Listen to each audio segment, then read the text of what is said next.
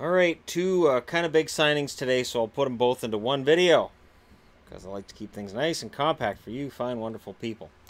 On this day, July 16th of 2018, both Elias Lindholm and Adam Henrique have signed extensions with the teams that own the rights.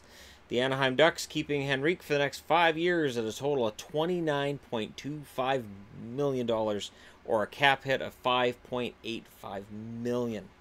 Elias Lindholm, I still think there's a whole plot here.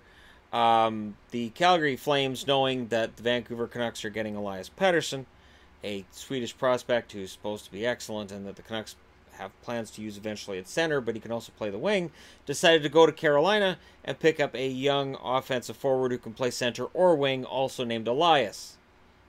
Not a coincidence. And now they've paid him handsomely. 6 years, $29.1 million. So his cap hit is exactly $1 million less than Henrique's at $4.85 million. Now, on the topic of the two, Adam Henrique has been kind of underrated over the last couple of years. I think he's a very solid forward, 28 years of age, and he's earned this. So he'll be 33 when this contract expires. Elias Lindholm is working his way into qualifying for this contract. It's $4.85 million. Now, if Elias Lindholm becomes the player that Carolina felt that they were drafting, then it's going to look like a bargain as soon as next summer. The trick with Lindholm has been this. His progression into becoming a really solid scoring forward in the NHL has been very, very gradual. I could totally understand why a team might be frustrated with his development, and apparently negotiations weren't going well between him and the Carolina Hurricanes. No signing bonuses in his contract that I can see yet. That may get revealed later, though. So when you look at his point totals, he had 44 this past season. He had 45 the year before, 39 the year before, 39 the year before, 21 the year before that.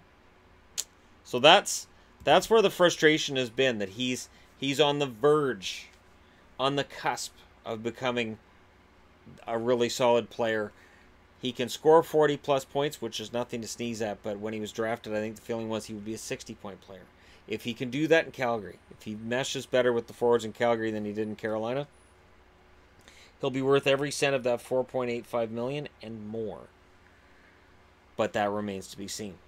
And in the case of Adam Henrique, again, it's more of a sure thing. I think that's why he gets the extra $1 million per year. The one less year, likely due to his age. So Lindholm is set now until he's 29. He doesn't have anything to worry about. Let me know what you guys think. If you're a Flames fan, do you think this is a solid deal for a guy who got 16 goals and 28 assists? Or are we in a situation now where Flames fans are going to say, well, clearly he'll get more points in Calgary than he would have got in Carolina, while Carolina fans are going to state that Lindholm isn't all that great, and Hanifin wasn't all that great either, which I've been seeing a lot in comments here and elsewhere online. But I'd be interested to know your thoughts. Hit like and subscribe if you're browsing your way through. You just happened upon this video. And thank you so much for watching. I'll talk to you again soon.